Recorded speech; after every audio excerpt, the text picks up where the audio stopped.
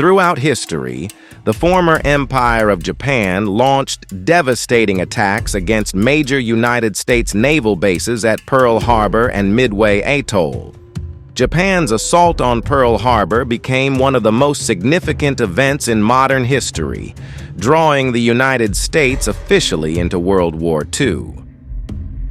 Meanwhile, the Battle of Midway marked a turning point that severely weakened the Japanese military and shifted the balance of power in the Pacific. During the 1930s, Japan invaded China and sought to expand its influence across Southeast Asia in order to secure vital natural resources such as rubber and oil, both of which Japan desperately lacked. In 1931, Japan occupied China's Manchuria region, and by 1937 it had launched a full-scale invasion of China. The United States strongly opposed Japan's aggression because America wanted to preserve its open-door policy in China to protect its commercial interests. In addition, the brutal massacre committed by Japanese troops in the Chinese city of Nanjing outraged both the American public and the U.S. government. After invading China, Japan continued expanding into French Indochina, including Vietnam, Laos, and Cambodia, between 1940 and 1941.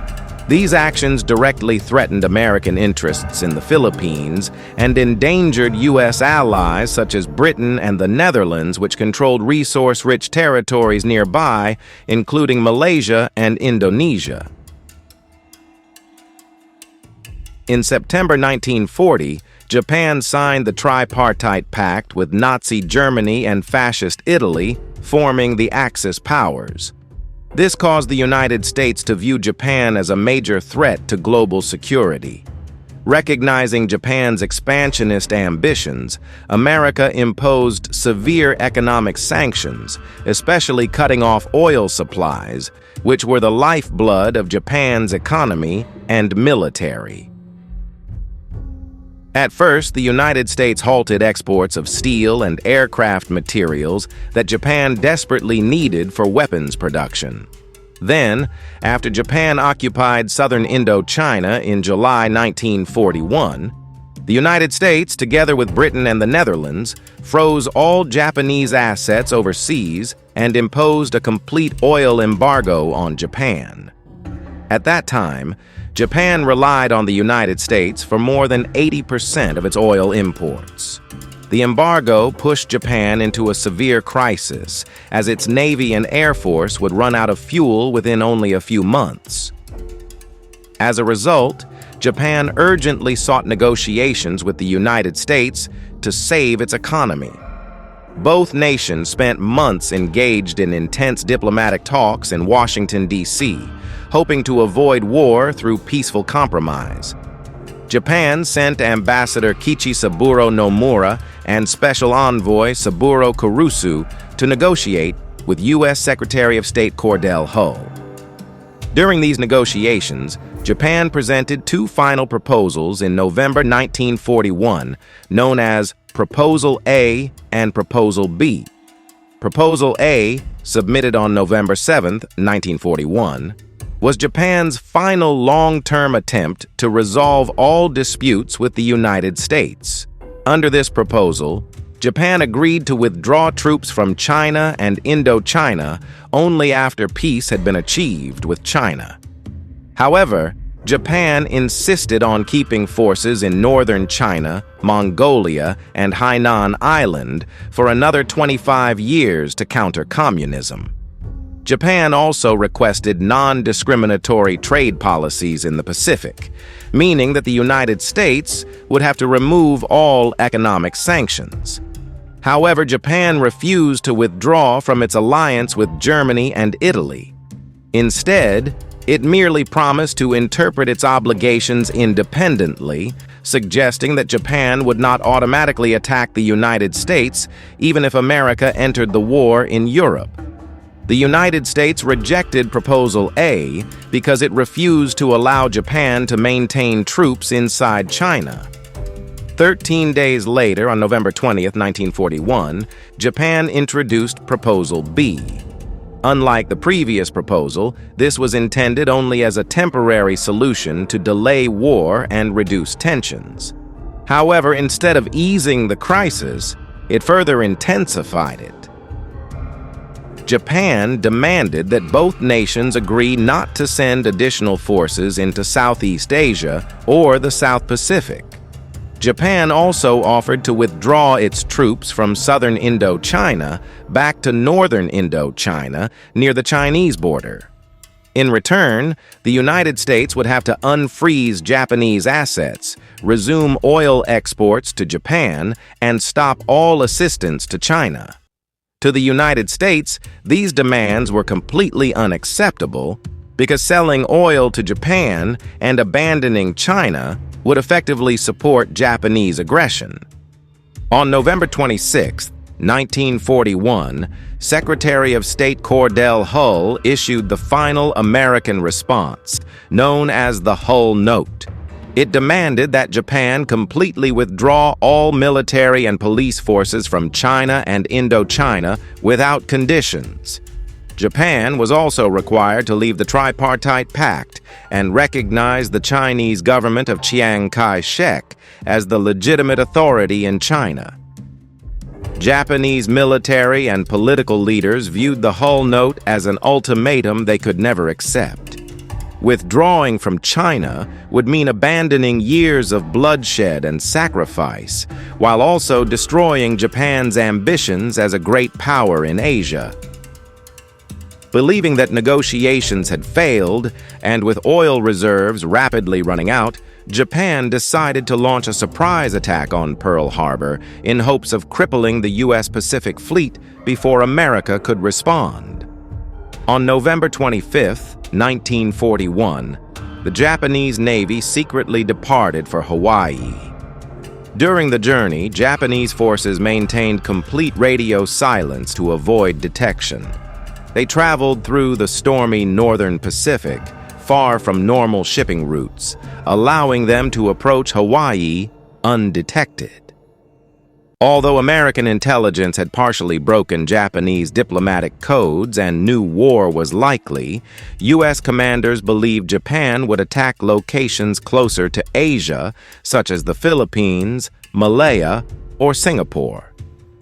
Few imagined that Japan would risk sending aircraft carriers more than 6,000 kilometers across the Pacific to strike Hawaii itself. Meanwhile, American commanders in Hawaii were more concerned about sabotage than air attack. As a result, aircraft were parked closely together in the middle of airfields for easier security. Unfortunately, this made them perfect targets for Japanese bombers. Even hours before the attack, Japanese diplomats in Washington continued peace negotiations with the United States, creating a false sense of security while Japan's fleet was already approaching Hawaii. On the morning of December 7, 1941, American SCR-270 radar stations detected a massive group of incoming aircraft. However, officers mistakenly believed they were American B-17 bombers arriving from California. Because it was Sunday morning, many soldiers were off duty. Anti-aircraft ammunition was locked away, and many naval guns were unmanned. In reality, nearly 400 Japanese aircraft launched from 6 aircraft carriers were heading toward Pearl Harbor. The attack force was divided into 2 waves, with 183 aircraft in the first wave and 170 in the second. Within just over an hour, the Japanese attack devastated the United States. Around 2,403 Americans, including military personnel and civilians, were killed, while more than 1,100 others were wounded.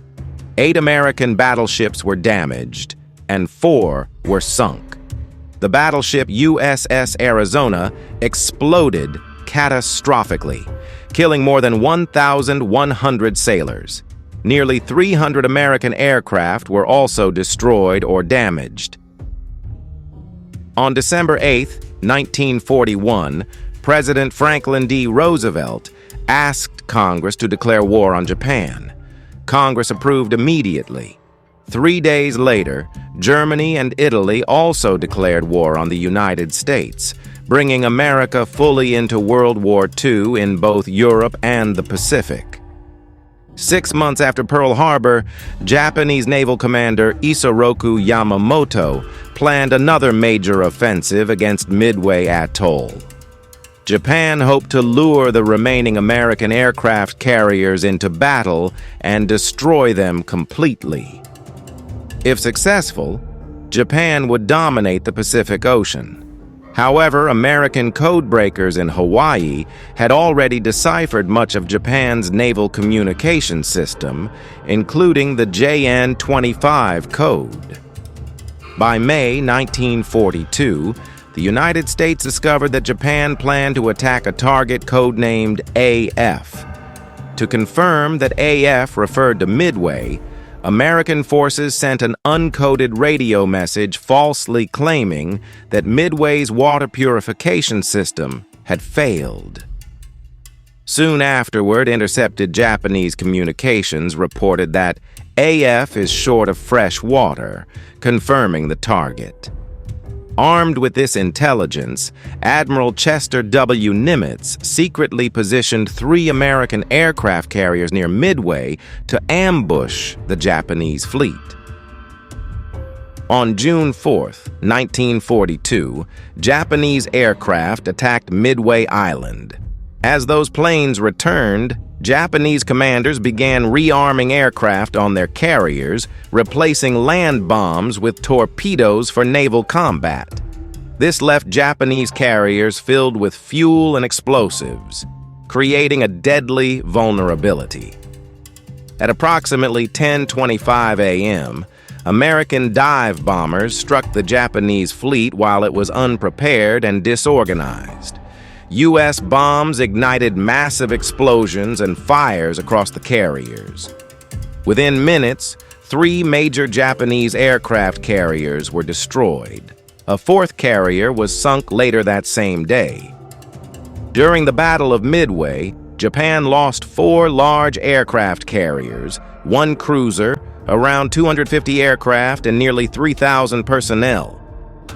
Most devastating of all, Japan lost many of its most skilled and experienced naval pilots, losses that could never be quickly replaced.